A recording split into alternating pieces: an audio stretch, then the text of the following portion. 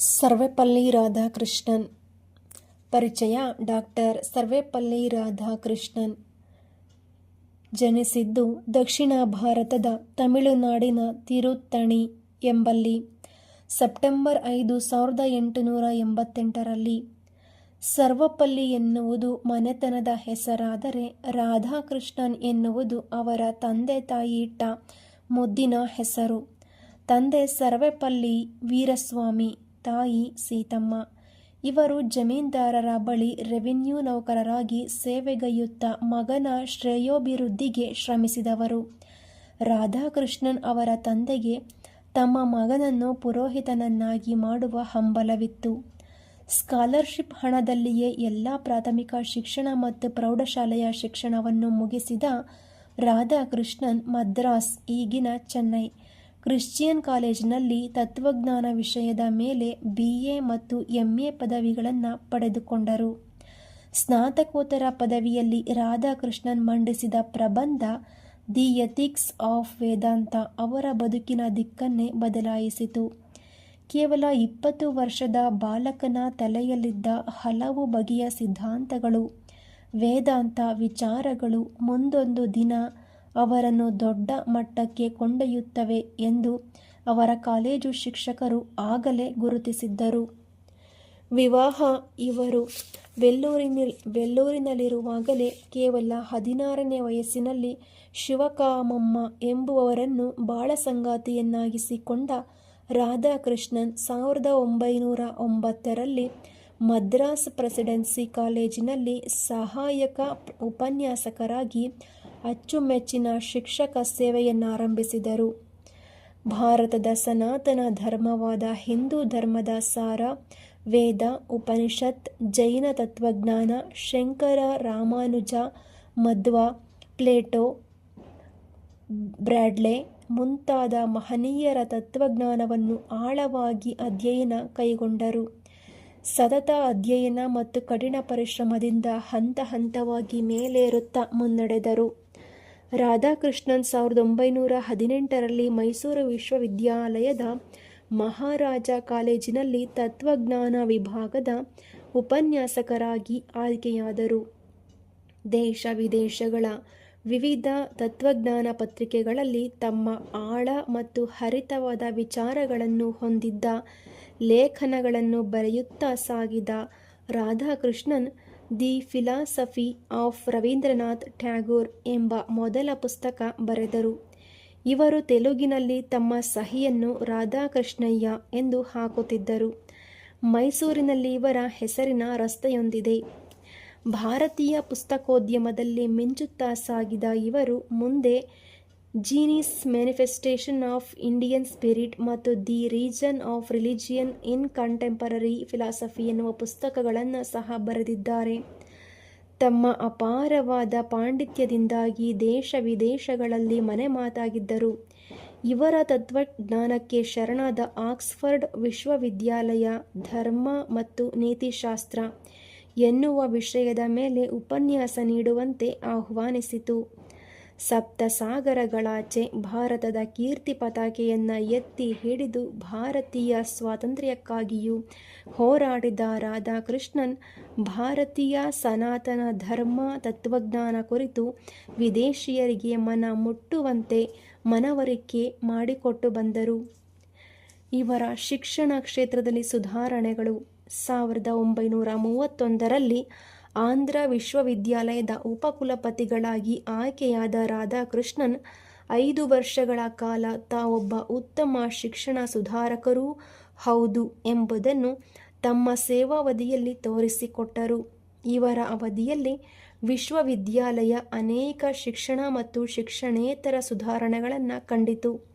1939ರಲ್ಲಿ ಬನಾರಸ್ ವಿಶ್ವವಿದ್ಯಾಲಯದ ಉಪಕುಲಪತಿಗಳಾಗಿ ಆಯ್ಕೆಯಾದರು. ಅಲ್ಲಿಯೂ ತಮ್ಮ ಅನುಭವವನ್ನು ಧಾರೆ ಎರೆಯುವ ಮೂಲಕ ಆ ವಿಶ್ವವಿದ್ಯಾಲಯದ ಸರ್ವತೋಮುಖ ಅಭಿವೃದ್ಧಿಗೆ ಶ್ರಮಿಸಿದ ರಾಧಾಕೃಷ್ಣನ್ ಅವರನ್ನು 1948ರಲ್ಲಿ ವಿಶ್ವವಿದ್ಯಾಲಯ ಶಿಕ್ಷಣ ಆಯೋಗದ ಮುಖ್ಯಸ್ಥರನ್ನಾಗಿ ಸರ್ಕಾರ ನೇಮಿಸಿತು. 1949ರಲ್ಲಿ ಸೋವಿಯತ್ ರಷ್ಯಾಕ್ಕೆ ಭಾರತದ ರಾಯಭಾರಿಯಾಗಿ ನೇಮಕಗೊಂಡ ರಾಧಾಕೃಷ್ಣನ್ ಸ್ಟಾಲಿನ್ನಂತಹ ಮೇಧಾವಿಗಳ ಸರಿಸಮನಾಗಿ ನಿಲ್ಲುವ ವ್ಯಕ್ತಿತ್ವವನ್ನು ಬೆಳೆಸಿಕೊಂಡರು. 1951-52ರಲ್ಲಿ ಭಾರತದ ಶಿಕ್ಷಕನೊಬ್ಬ ಮೊಟ್ಟ ಮೊದಲ ಉಪರಾಷ್ಟ್ರಪತಿಯಾಗಿ ನೇಮಕಗೊಂಡ ರಾಧಾಕೃಷ್ಣನ್ ರಾಜ್ಯಸಭೆಯಲ್ಲಿ ಸಂಸ್ಕೃತ ಶ್ಲೋಕಗಳ ಮೂಲಕ ಎಲ್ಲ ಸಂಸತ್ ಸದಸ್ಯರ ಗಮನ ಸೆಳೆಯುತ್ತಿದ್ದರು. ರಾಧಾಕೃಷ್ಣನ್ ಅವರ ಅಪಾರ ಸೇವೆಯನ್ನು ಗುರುತಿಸಿ ಗೌರವಿಸಿದ ಭಾರತ ಸರ್ಕಾರ ಉಪರಾಷ್ಟ್ರಪತಿ ಹುದ್ದೆಯಲ್ಲಿದ್ದಾಗಲೇ ಅವರಿಗೆ 1954ರಲ್ಲಿ ಪ್ರತಿಷ್ಠಿತ ಭಾರತ ರತ್ನ ಪ್ರಶಸ್ತಿ ನೀಡಿ ಗೌರವಿಸಿತು. ಆಗ ರಾಧಾಕೃಷ್ಣನ್ ಅವರು ಮೈಸೂರು ವಿಶ್ವವಿದ್ಯಾಲಯದ ಮಹಾರಾಜ ಕಾಲೇಜಿನಲ್ಲಿ ತತ್ವಶಾಸ್ತ್ರ ವಿಭಾಗದಲ್ಲಿ ಅಧ್ಯಾಪಕರಾಗಿ ಕರ್ತವ್ಯ ನಿರ್ವಹಿಸುತ್ತಿದ್ದರು. ತಮ್ಮ ಗುರು ಉಪರಾಷ್ಟ್ರಪತಿಯಾಗಿ ದೆಹಲಿಗೆ ಹೊರಡುವ ಸಂದರ್ಭದಲ್ಲಿ ಮಹಾರಾಜ ಕಾಲೇಜಿನ ವಿದ್ಯಾರ್ಥಿಗಳು ಅವರನ್ನು ಕಳುಹಿಸಿಕೊಡಲು ಸಾರೋಟನ್ನು ತಂದು ಅಲಂಕರಿಸಿ ಕುದುರೆಯ ಬದಲು ತಾವೇ ಕುದುರೆಗಳಂತೆ ರಾಧಾಕೃಷ್ಣನ್ ಅವರು ಕುಳಿತ ಸಾರೋಟನ್ನು ಪ್ರೀತಿಪೂರ್ವಕವಾಗಿ ರೈಲ್ವೆ ನಿಲ್ದಾಣದವರೆಗೂ ಎಳೆದುಕೊಂಡು ಹೋಗಿ ಭಾವಪೂರ್ಣ ವಿದಾಯ ಹೇಳಿದ್ದರು. ಈ ಸನ್ನಿವೇಶವನ್ನು ಕಂಡು ರಾಧಾಕೃಷ್ಣನ್ ಅವರು ಭಾವುಕರಾಗಿದ್ದರಂತೆ. ಅವರು ಆಗಾಗ ಈ ಸಂದರ್ಭವನ್ನು ನೆನಪಿಸಿಕೊಳ್ಳುತ್ತಿದ್ದರು.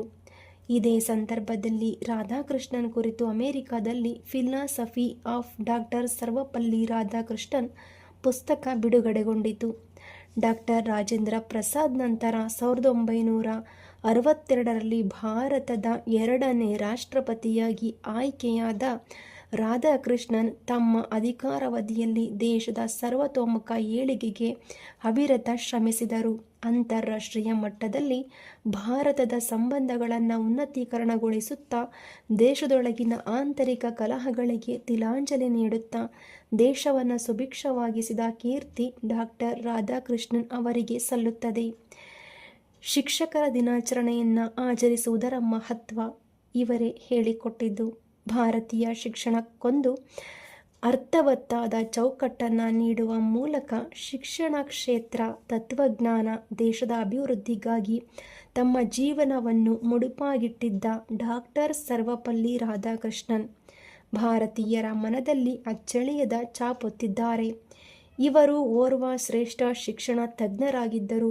ಇವರ ಜನ್ಮದಿನವಾದ ಸೆಪ್ಟೆಂಬರ್ 5ರಂದು ಪ್ರತಿ ವರ್ಷ ಶಿಕ್ಷಕರ ದಿನಾಚರಣೆಯಾಗಿ ಆಚರಿಸಲಾಗುತ್ತದೆ. ಆಗ ರಾಧಾಕೃಷ್ಣನ್ ಮೈಸೂರು ವಿಶ್ವವಿದ್ಯಾಲಯದ ಮಹಾರಾಜ ಕಾಲೇಜಿನಲ್ಲಿ ತತ್ವಶಾಸ್ತ್ರ ವಿಭಾಗದಲ್ಲಿ ಅಧ್ಯಾಪಕರಾಗಿ ಕರ್ತವ್ಯ ನಿರ್ವಹಿಸುತ್ತಿದ್ದರು. ತಮ್ಮ ಗುರು ಉಪರಾಷ್ಟ್ರಪತಿಯಾಗಿ ದೆಹಲಿಗೆ ಹೊರಡುವ ಸಂದರ್ಭದಲ್ಲಿ ಮಹಾರಾಜ ಕಾಲೇಜಿನ ವಿದ್ಯಾರ್ಥಿಗಳು ಅವರನ್ನು ಕಳುಹಿಸಿಕೊಡಲು ಸಾರೋಟೊಂದನ್ನು ತಂದು ಅಲಂಕರಿಸಿ ಕುದುರೆಯ ಬದಲು ತಾವೇ ಕುದುರೆಗಳಂತೆ ರಾಧಾಕೃಷ್ಣನ್ ಅವರು ಕುಳಿತ ಸಾರೋಟನ್ನು ಪ್ರೀತಿಪೂರ್ವಕವಾಗಿ ರೈಲ್ವೆ ನಿಲ್ದಾಣದವರೆಗೂ ಎಳೆದುಕೊಂಡು ಹೋಗಿ ಭಾವಪೂರ್ಣ ವಿದಾಯ ಹೇಳಿದರು. ಈ ಸನ್ನಿವೇಶವನ್ನು ಅವರು ಎಲ್ಲ ಭಾಷಣಗಳಲ್ಲಿಯೂ ಪ್ರತಿ ಸಲವೂ ನೆನಪಿಸಿಕೊಳ್ಳುತ್ತಿದ್ದರು. ಇವರಿಗೆ ಬಂದಂತಹ ಬಿರುದುಗಳು: ಬ್ರಿಟನ್ ಆಕ್ಸ್ಫರ್ಡ್ ವಿವಿ ಗೌರವ ಡಾಕ್ಟರೇಟ್ 1952, ಅಮೆರಿಕ ಹಾರ್ವರ್ಡ್ ವಿವಿ ಗೌರವ ಡಾಕ್ಟರೇಟ್ 1953, ಲಂಡನ್ ಪ್ರವಾಸದಲ್ಲಿದ್ದಾಗ ಆರ್ಡರ್ ಆಫ್ ಮೆರಿನ್ ಪ್ರಶಸ್ತಿ, ವ್ಯಾಟಿಕನ್ ಸಿಟಿ ಪೋಪ್ ಜಾನ್ರಿಂದ ನೈಟ್ ಆಫ್ ದ ಆರ್ಮಿ, ಕೇಂದ್ರ ಸಾಹಿತ್ಯ ಅಕಾಡೆಮಿ ಫೆಲೋಶಿಪ್ 1968, ಭಾರತೀಯ ವಿದ್ಯಾಭವನ ಬ್ರಹ್ಮವಿದ್ಯಾ ಭಾಸ್ಕರ ಬಿರುದು, ಟೆಂಪಲ್ಟನ್ ಪ್ರಶಸ್ತಿ 1973ರಲ್ಲಿ, 1954ರಲ್ಲಿ ಪ್ರತಿಷ್ಠಿತ ಭಾರತ ರತ್ನ ಪ್ರಶಸ್ತಿ ಗೌರವ. ತಮ್ಮ ರಾಷ್ಟ್ರಪತಿ ಹುದ್ದೆಯ ಅಧಿಕಾರಾವಧಿ ಮುಗಿದ ನಂತರ 1967ರಲ್ಲಿ ತಮ್ಮ ನಿವೃತ್ತಿ ಜೀವನವನ್ನು ಮದ್ರಾಸಿನ ಮೈಲಾಪುರದಲ್ಲಿರುವ ತಮ್ಮ ಅಧಿಕೃತ ನಿವಾಸ ಗಿರಿಜಾದಲ್ಲಿ ಕಳೆದ ರಾಧಾಕೃಷ್ಣನ್ 1975ರ ಏಪ್ರಿಲ್ 17ರಂದು ಇಹಲೋಕ ತ್ಯಜಿಸಿದರು. Thank you so much.